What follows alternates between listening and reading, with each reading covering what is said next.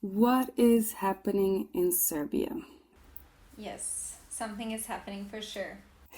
What kind of nationwide movement did the students start and what is government saying about it? Are just some two huge wide topics that we're gonna cover and something that our show is going to be talking about in future. Our aim is to have an episode once a week where we're going to talk about the details about the happenings in Serbia from Spot in English because we thought that there is lack of information in English.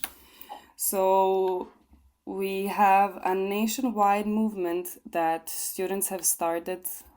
Serbia is currently a country without education where it's stopped. We're waiting for the for police to do its work, for public prosecutors to do their work. So it's basically a country on pause, fighting for their rights. So what is the trigger and what started all of this is 1st of November. Laura? Yes. Okay, so the trigger was that a canopy of a recently renovated railway station in Novi Sad, Serbia's second largest town, collapsed on November 1st, instantly killing 14 people and injuring several more, out of which 3 people were critically injured. So, as one might think, that event was traumatic for the whole country because it is a public space. It is a space that has been accessed by almost every citizen of Novi Sad, many citizens of Belgrade. I've been there numerous times. Many people have been there numerous times. And the people who were killed were a demographically diverse group. So most everyone could identify themselves with someone who was killed.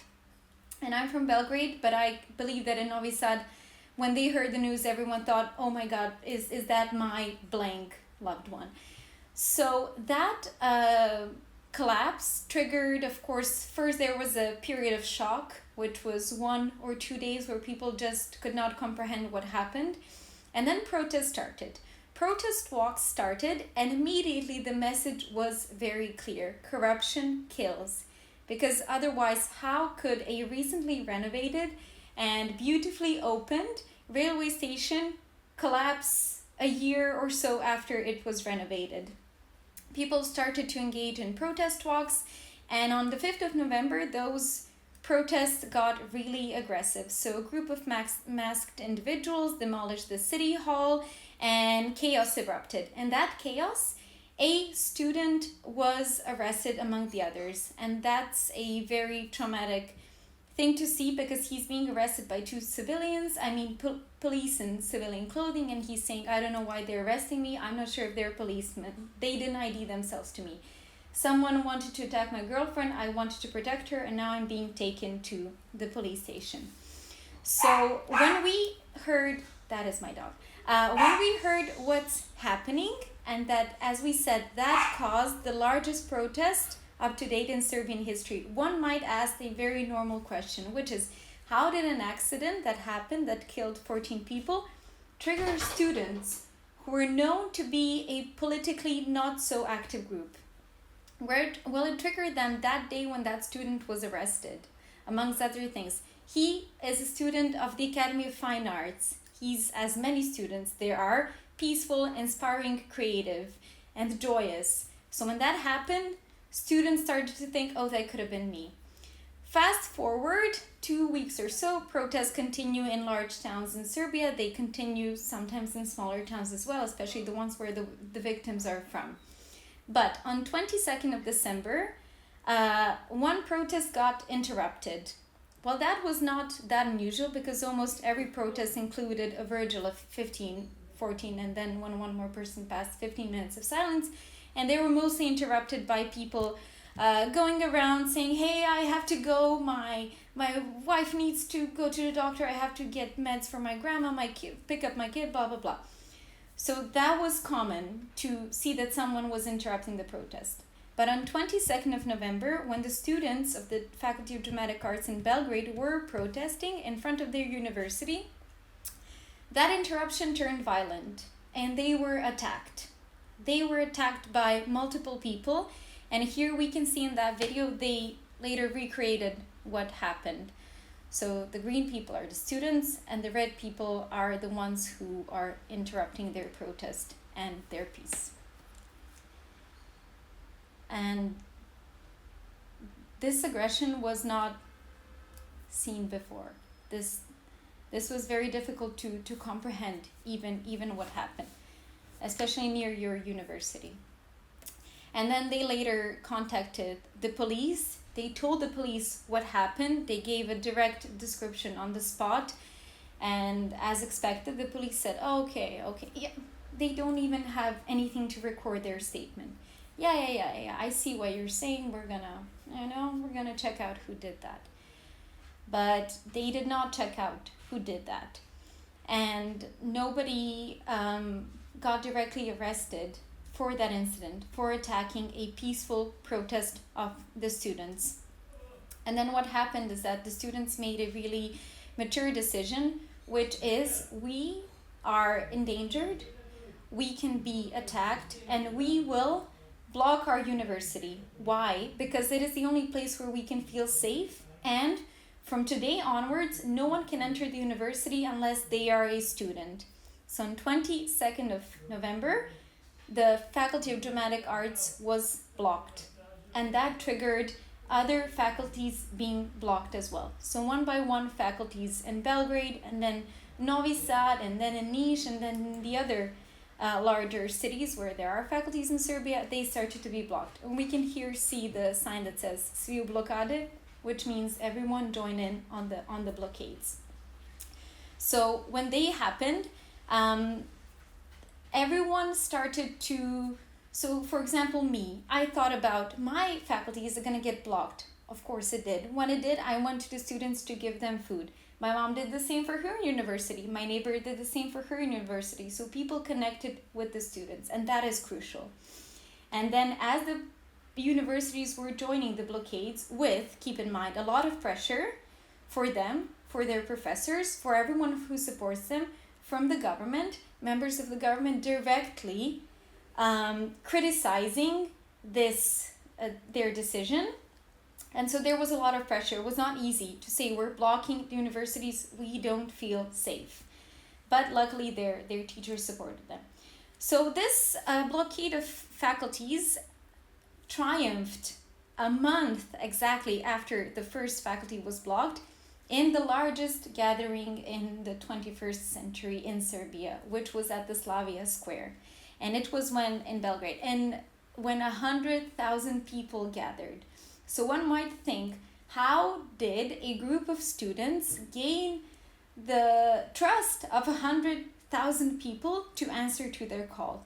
Well, because from the start of the blockade, the students applied a directly democratic principle, and they call it plenumi. Plenumi in Serbian, or plenums in English, is when the students gather in their blocked faculties and they decide in a directly democratic way if they're going to do something or not. So 30 votes against, 5 votes for, we're not doing that, and vice versa. Maybe one just explanation. Yeah. There is a definition of the word plenum, which I think is also crucial. It's an assembly of all the members of a group or a committee. So it's an assembly, yes. And they are able to, yes, bring vote on things. Yeah. Exactly, and why that is radically different than the system that we're used to is that my vote and your vote is equal. My vote is not worth 5 times more than your vote is worth. So what they did is they established a system where they prevented the emergence of leadership in a few individuals. They acted as students. So we all now say the students decided, the students called, the students replied. No one is being mentioned by their name. And why is that important? Because previously every protest, every civic action, every effort to change something counted on one person or 2 or 3 people, and they were destroyed by the government. They were criticized, and then by destroying the individual, course, that is understandable, you start to destroy the movement. But that did not happen here. And what started as a decision of a tiny number of people ended as the largest gathering that many generations remember. Yes. Yeah. And shortly, that's what happened. Yeah. The crucial thing that they talk about, and something that why they block their universities and when are they going to unblock them and what's going to happen after and what's their plan. We're used to them really having plans for a lot of things, and they have their demands, and the demands that they made, I think already when the attack at the Faculty of Dramatic Arts happened, they came up with 4 demands that they want the government and the responsible people to do. And then after that, they're going to unblock and everything is going to be fine. I'm going to read those demands. I'm going to read them because I'm not going to try to say them properly. First demand is full transparency or documentation of the reconstruction of the Novi Sad train station. It is a public facility and the documents should be also public. Second, dismissal of charges against those arrested and detained at protest. Then the police should file criminal charges against individuals who physically attacked students and the professors and who are known to the public, because we do have the names of all the people that attacked. Then immediate confirmation of the identity of the above-mentioned persons and their criminal prosecution. If it is determined that these persons hold public office, the students demand their dismissal. And the fifth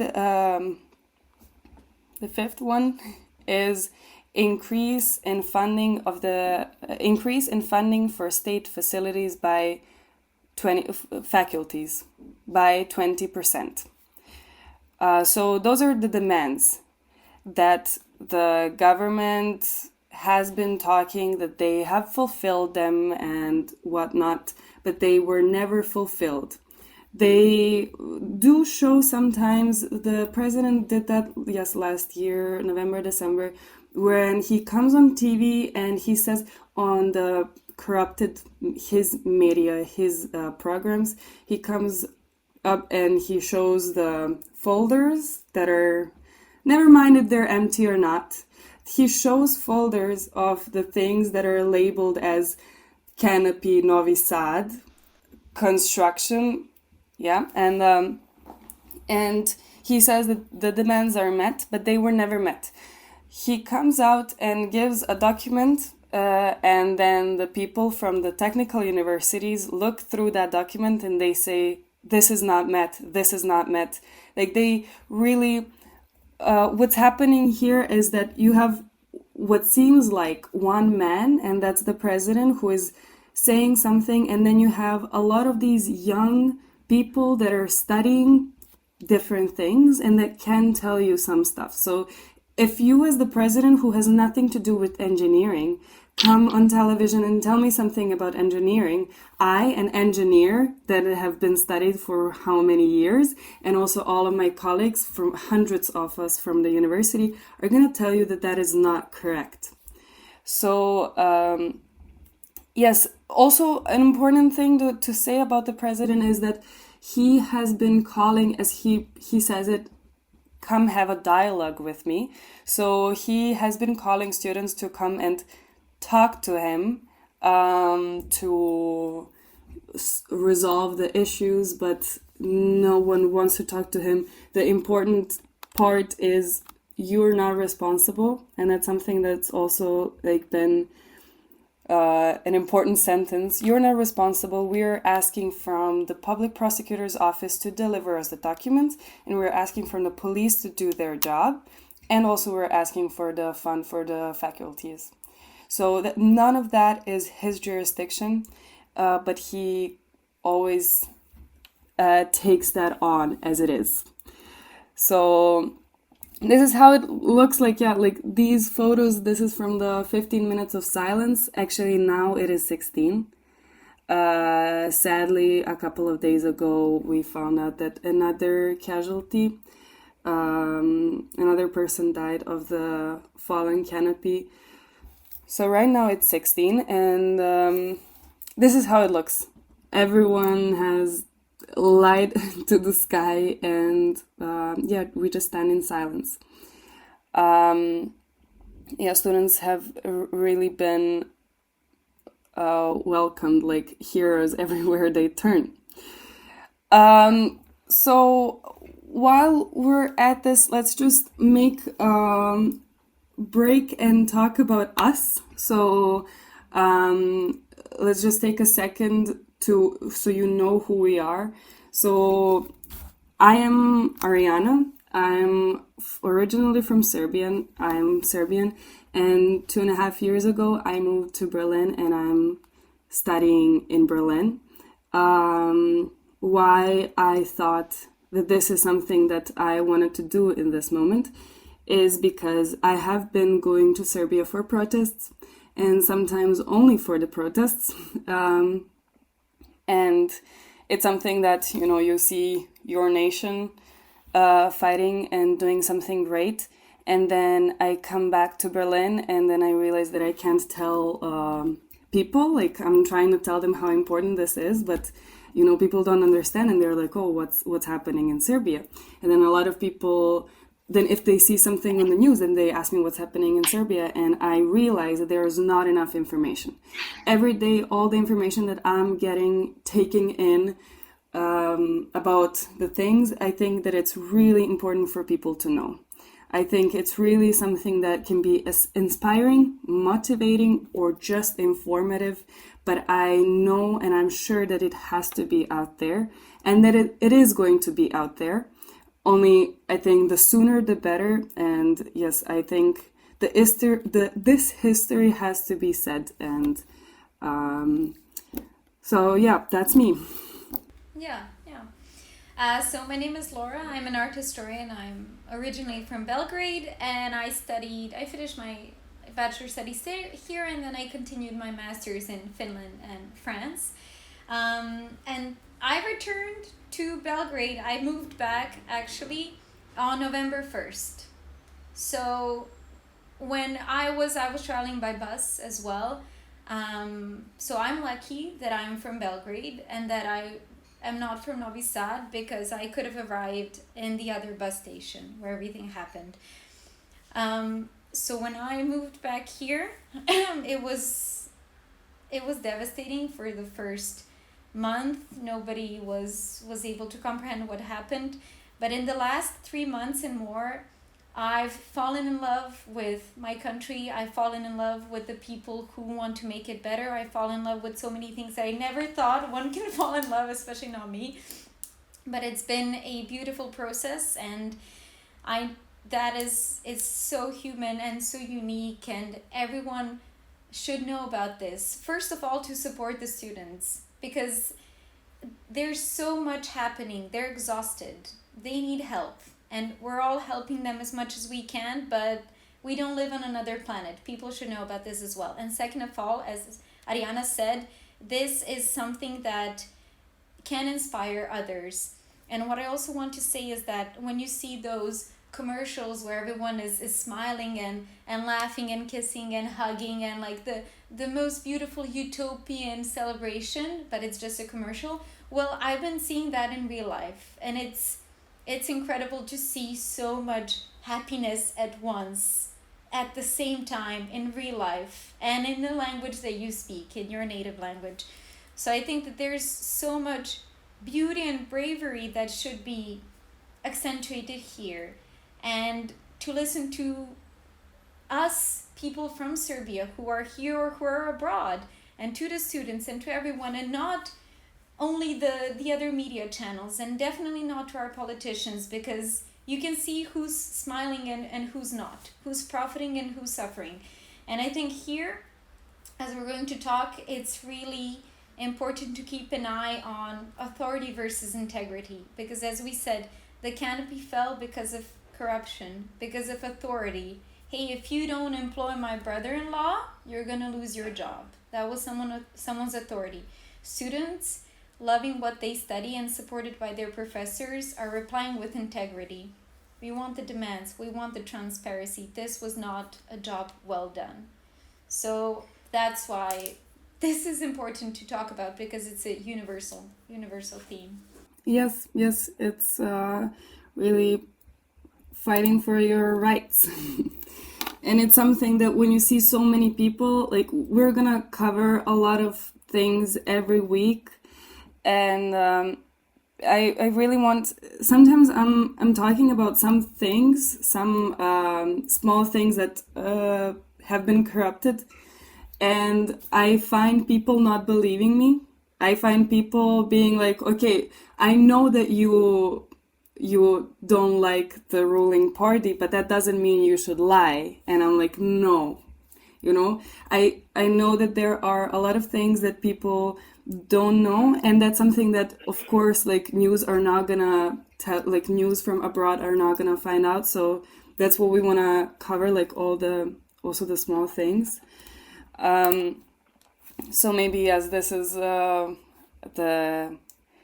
guy, the this is our president, Aleksandar Vučić, and he is his party is the Serbian Progressive Party, and they have been, how do you say that, came into power in 2012, so they've been in power since 2012.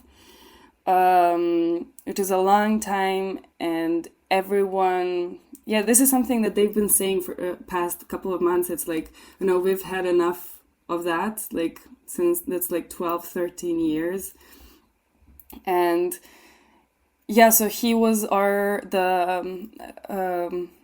do you say, premier, the first the first man of the assembly. Yeah, like it's not the vice president, it's something, yeah, the parliament. Head of parliament. Head of parliament, yeah. And then he became a president, and then he was a president 2 mandates, like two times 4 years. Yeah, so that's like a lot of years already. So yeah, what else do you have to say about him? Well, the Serbian Progressive Party, it is really important to understand that the current president, before, he was working with the ministry that was controlling how the nation is informed. So he knows the power of media very well, and he's manipulating it very well. So when we're talking about the ruling party, you might think, why is it the ruling party if they're doing so many bad things, if they're corruption ridden? Well, because they are controlling the main national channel, which is called RTS, and they also made sure that party-owned channels, propaganda channels, they have a nationwide frequency, which is crucial. So if you are in a large town, if you know many people, you can hear two sides of every story. But if you're living in a smaller town, in a smaller community, you cannot hear the other side of the story, or you simply will never be able to see it on TV because you have 1 or 2 channels, which are both party-owned. So for example, when the large protests are happening, they're not broadcasted on the main channel that every person in the country has to pay for and can watch. You will not see the protest. You will see a random concert. So that's what happened. And when you have a statewide network coverage which is owned by the ruling party, that's a perfect setup for propaganda. And he is appearing on the television all the time, and there are so many things that are hard to comprehend that it's difficult to explain to people who live abroad. But for example, a campaign that he's not running for, the campaign for the prime minister, for example, the campaign slogan is his name. You're not nominated. So people think they're voting for him. They're actually voting for another person because they circled the name of the campaign with his name. So when I'm talking authority and I'm talking media manipulation, that's on a nationwide level. And there were so many things that We're not working. But as a 27-year-old, I want to live my life as I want to. I'm not a politics major. I don't want to be concerned. But there are so many things that are happening very badly that they reach you. They don't reach you when corruption starts. But when it pollutes your air, your rivers, and your food, it reaches everyone. And that's how the protests reach people. So we're protesting for cleaner air, for cleaner water, for the right to have our own country's integrity and to preserve our nature. We're fighting corruption. We're fighting violence.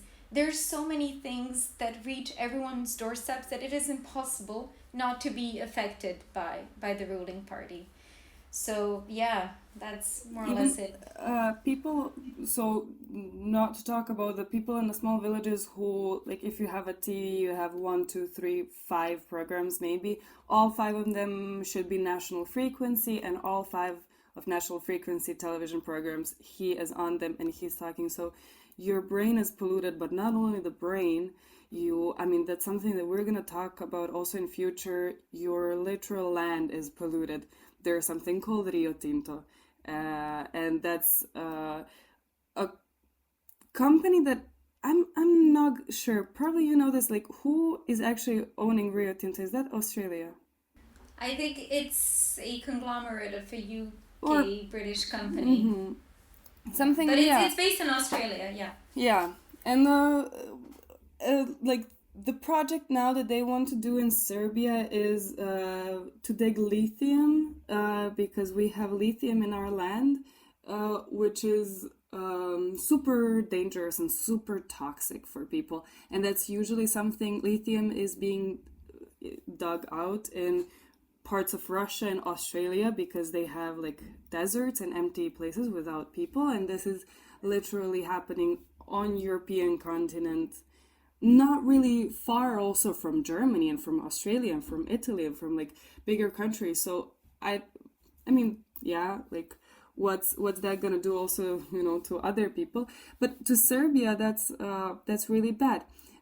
He sold some parts of land, and he's like he's really into the idea of getting the Rio Tinto here, and that has been happening, I think, for like 2-3 years now, and we have been protesting about that. And yeah, but that's kind of where we're going now, and I know that that's going to be a topic after this or at some moment, because Yeah.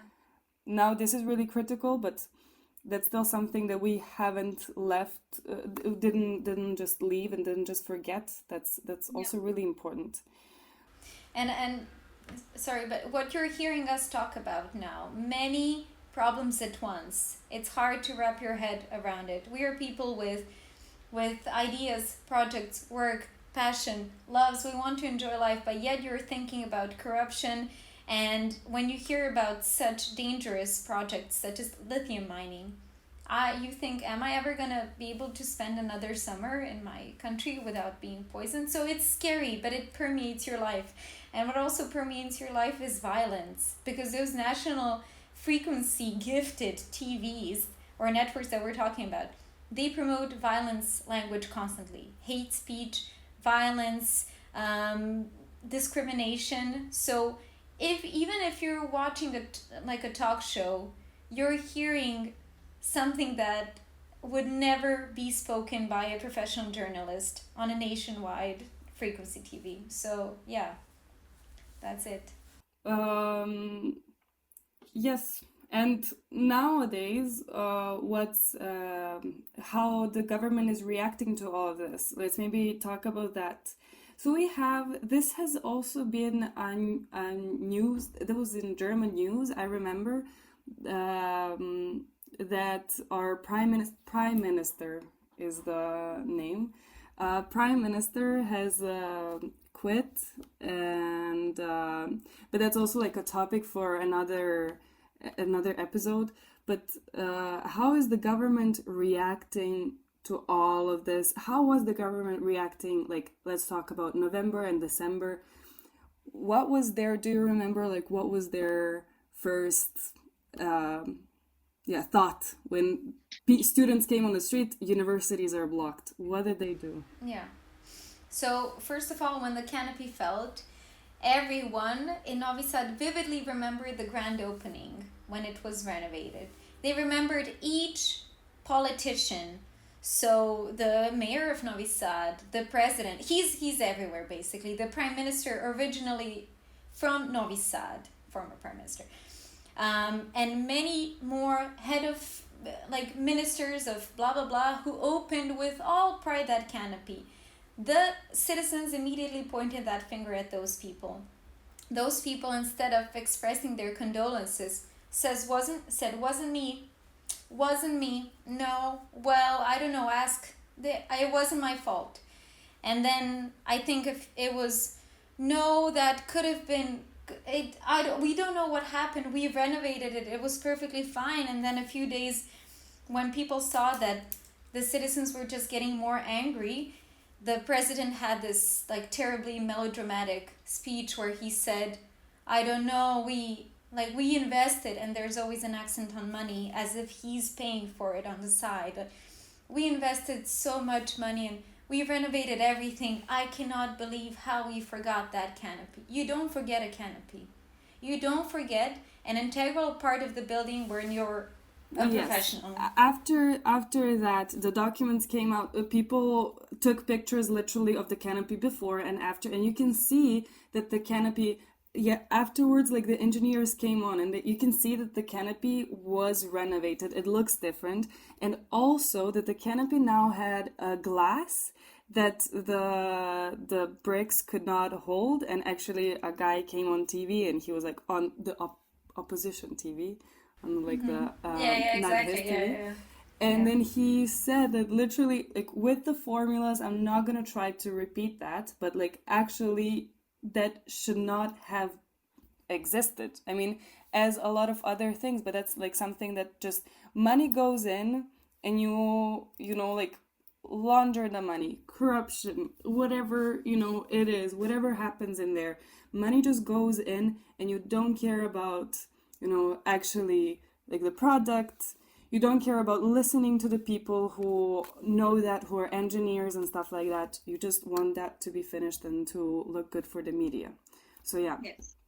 Yeah, and that person that you mentioned, I forgot his first name. Let's say it's Zoran, but his last name is Jajic, I believe, and he's an engineer, and he lives in Novi Sad, and he warned the overseeing commission something is wrong in this structure, and he didn't get a response. So when the canopy collapsed, he appeared on TV and he said, I warned about this. I guess that person could not sleep. I mean, imagine what torture he was in. And he said, I warned about this. I warned everyone about this. I didn't get any reply. And if it wasn't for that one man's bravery, I don't know where we would be. I don't know if we would be here. But then, as people came and very bravely spoke out, because if you speak out about something like that, you can wake up the next morning in a burning apartment. I cannot overestimate how brave that man was. And then, as he spoke out, and as the students rebelled, and every person after them who rebelled, the president or the prime minister, whoever, they talked specifically about that person. So imagine a person who's a president of a large nation in Europe, and he's talking about one person, professional, stating his opinion. So that's exactly why the students teamed up in students. Like, they're not just one person standing up. And as you said, the president was constantly inviting to the dialogue. You're inviting students. Do you want 300,000 people to come to your doorstep? They're not going to fit in. So that's not going to work. So all the reaction was no condolences, no piety. It was just, wasn't me. How dare you say that? How dare do you bring violence, and how dare you block the streets? People can't function properly. So it was just accuse, blame, attack. Accuse, blame, attack. That was the government's response. Yes. Everything, every minor or major thing that would happen on protest, I just couldn't wait to see and what his corrupted media would say to that. And you always had something. I just have this one perfect video. and it's of our president. It's really short. It's of our president reacting to people being run over by a car. So that's something that has been happening also in November, December, January. Let's maybe come back. So on the protest, whenever we make a protest, there is the crucial part of the protest is 15 minutes of silence. So you have to stand in 15 minutes of silence. Every day since 1st of November, or maybe a couple of days after 1st of November, 15 minutes of silence have always been on the streets wherever you are, wherever you are, at 11:52 until 12:07, you stand still and you give condolences. So you do your 15 minutes of silence. And that has been happening all around the city. And that's something that I was really amazed about, because I heard about that. I was still in Berlin, and I heard about it, and I came there and I saw that, and there was really something magical to see really people standing there and being like, I want to do this. I really want to do this. And so that has been happening for weeks, and then people were unhappy. People or Persons was unhappy. And these mysterious people in cars would approach the groups, just like at the Faculty of Dramatic Arts on the 22nd of November. They would mysteriously approach the groups and always mysteriously had to go just through that road so they can pick up their child, their grandmothers, sick grandmothers, pregnant grandmothers with child that has a dog. And there was this was a meme. This became a meme because people would get out of their cars while there was 15 minutes of silence, and they would start saying all of these things. And then in some extreme situations, some people would run students over with the cars. We had videos of that. That was pretty clear what was happening. And then president came on TV, and so he said, neko mu je skočio na haubu zato što je čovjek hteo da prođe. Pa kaže, da uhapsimo čoveka možda koji je vozio automobil. Kako da uhapsite čoveka koji nije prekršio zakon? On čovjek išao svojim putem. Yeah, and that was always happening. Pazi, tata!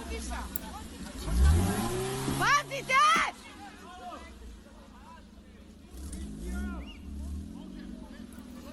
And the police, which is on the side. Yeah, you cannot count that a policeman is going to protect you. Yeah, no, it's this their is job. Yeah, no. And so his response is to repeat it. His response is, as students came out and they were like, you have to arrest people who just run over us by a car. And then he said, we can't do that because he wasn't breaking a law. The law meaning he was going on the streets. But the law is you shouldn't run over people. Probably somewhere it says also that. But also the thing about this video that he's commenting on is it is on the on the sidewalk. So this actually happened on the sidewalk. So this guy wanted to go through the mass of people, but he couldn't. So he went on the sidewalk and he ran over a girl on the sidewalk. So yes, so that's and that is and I think that when we talk about a vocabulary of violence, that is exactly it. Can you imagine wherever you're from, can you imagine your president sitting casually, what's the issue? I don't see the issue. That's not how you talk.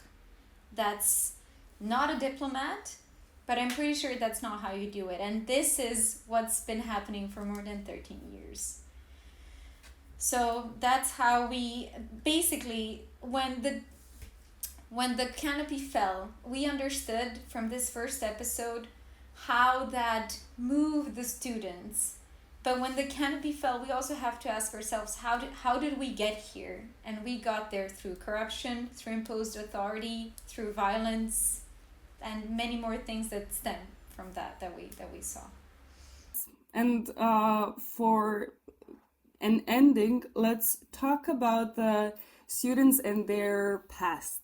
So this generation, and it's actually my generation, we've been always called like the quiet generation. There's something that we're gonna cover in future that happened in 2000s in Serbia, also one of the biggest protests where my parents succeeded and fought against the president at that time, Slobodan Milosevic. And after that, and that was also something that students kind of started, and students were one of the main roles during that time in the 2000s. So now for these 12 years, the Serbian Progression Party is ruling. There's always been this, and yes, and the protests have been happening. So now and then you have a protest against the government or, Rio Tinto or something. And it's never really, it's like a spark, but it never really, fired. And then people are always like, where are the young people? Where are the students, right? Like that's something that you always hear. And this is the moment where they woke up. And isn't it just beautiful? It's gorgeous. They are into politics. Actually, everyone should be politically involved in their countries, but this is even more than that. This is awakening the whole nation. This is changing everything from the roots. And yeah, as you said, your generation, I was born in 1997, so this generation between yours and mine, and even younger, they were always viewed as politically uninterested, as like I can't be bothered, whatever, it doesn't even count, because they grew up in a culture of despair. Oh, nothing's gonna change, we're always having problems, blah blah blah.